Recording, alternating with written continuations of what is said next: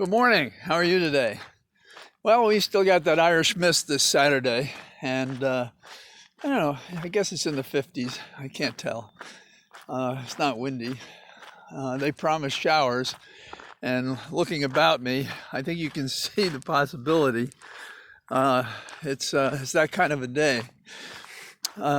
Late last night, Friday night, the Supreme Court did one of its specials. Now, those who are familiar with the actual Constitution say that you have a freedom of religion, and we are against the establishment of religion by the government. Okay. So, how does this apply to the Supreme Court? We have a new Supreme Court. That is to say, it's 5-4, and it includes the three latest joiners, if you will. We have Amy Barrett, we have Kavanaugh, and we have Gorsuch. All three of those came to the Supreme Court as a result of McConnell holding out. And then, of course, Trump. And I try not to say his name. The other two judges are Alito and Thomas, the five. In the opinion last night, Roberts said the emergency petition shouldn't be considered by the Supreme Court. And then the three liberals, remaining liberals, they openly voted against it, and Kagan wrote the dissent. So what was the issue that involves the First Amendment? The issue was a law in California concerned about the pandemic that limited all households to no more than 3 households visiting and staying together in a household. Now, let me make this clear. It meant whether or not you were religious, secular, sectarian, anyone.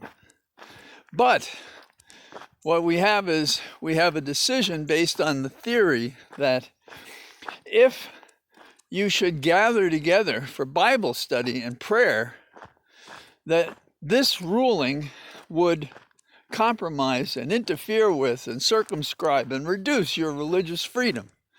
And so it's unconstitutional. Now, how is that possible? Well, because, there are stores open and movie theaters and other places like that where more than 3 households can exist. But as Kagan points out, but the same rule applies for all households, whether they have a religious observance or not. So there is no equal protection difference. So what's my point here? My point is that the governor of the state passed this law, endorsed it. The Ninth Circuit U.S. Court of Appeals considered it and saw no problem with it. And on the panel that considered the matter were judges appointed by Trump and a Republican before that. So we see that the court is becoming more extreme in the kind of alt-right category. Now that raises another question that we're having in the nation, which is, what do we do about that? And some call it court packing. But how do you deal with an improvident, unconstitutional, unfair positioning of justices on the Supreme Court, putting them there because they believe in certain things and they have an agenda and therefore are not going to be impartial and administer the law as it is and should be? And my answer is, for those 3 justices who were put on the court, we should add 3 more. And I don't need a commission to figure it out for 6 months. I know it now. Why can't we do that? Well, we have a very fragile majority in the Senate. So we would have to have a vote to push the filibuster aside, and then we would have to have a majority vote to enlarge the court by 3 justices. I don't think their term of office should be shortened. I think they should be life appointments. The theory is that we should select really outstanding men and women, persons of color, everything, who will provide some stability in the law so that the movement is slower. But what we have is, if you will, these people who don't care about the law or precedent. They just want to get to a certain location. And so they're a shame and a disgrace. But, you know, when we look at Barrett and Kavanaugh, these two people never should have been on the court. And Gorsuch is a different kind of example. So that's one thing on the court. Now, in terms of delightful news, my undergraduate education was physics and engineering, and I have a master's in information science. And one of the reasons I caught this bug was because of Sputnik. There was this thing with my young eyes I could see in the sky, and I already love math, and I thought, that's what I want to be involved in. And there was a whole generation of people who got interested in science and wanted to be in the science programs, and Eisenhower underwrote funds for education for such things. And the National Defense Education Act, in fact, it was called. So here we have today on Mars this little 4-pound rover, which is also a mini helicopter. And sometime as early as Sunday, this thing is going to lift off Mars and perhaps float 10 feet, getting its directions from the Earth to Mars. Now that's amazing. Now consider the fact that it takes so long for us to know, we won't know for like a day afterwards if it succeeded. And consider the threats to this little machine. It has less gravity, so it has lift, but it has less atmosphere, so the blades have to go even faster than they would normally. And apparently this little bugger can go fast. And then there'll be subsequent tests.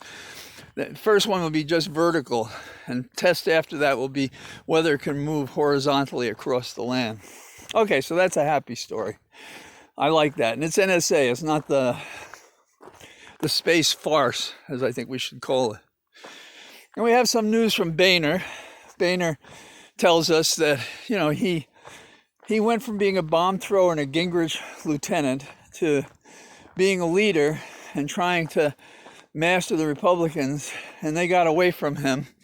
And so that's how we get a person like Gates. But, you know, we get these apologies after the fact in memoirs of what people should have done at the time. And, you know, it's crocodile tears to be concerned for these people who didn't do the right thing when they had the opportunity. It's like biographies by these politicians are often confessionals, you know. Oh, I want you to know and forgive me for having screwed the nation. And so we can say that because he couldn't control his caucus and couldn't be the leader the nation needed and couldn't be practical, he actually fed an organization, the Republican caucus, to bring us people like Getz. And Getz is telling his followers, they're not coming for me, they're coming for you. Well, I think they're actually coming for him, and they should, and they can't take him down fast enough as far as I'm concerned. The other thing about this is I hate us publicly spending any time on these guys. You know, the people who don't get it, that the Republicans are corrupt, well, maybe they're never going to get it. We need to put more people out voting, more good people running for office. I'm not running this year, by the way. Assuming, of course, I'm good enough. And we have to, people like you and me, contribute, write editorials, speak on their behalf, throw light on the corruption and misdeeds of these people, so that by introducing light into the dark rooms where Republicans live, we can continue forward with the administration of Biden. So that's enough for today. Haven't been caught in the rain, just a little drizzle. I'll talk to you tomorrow. Bye-bye.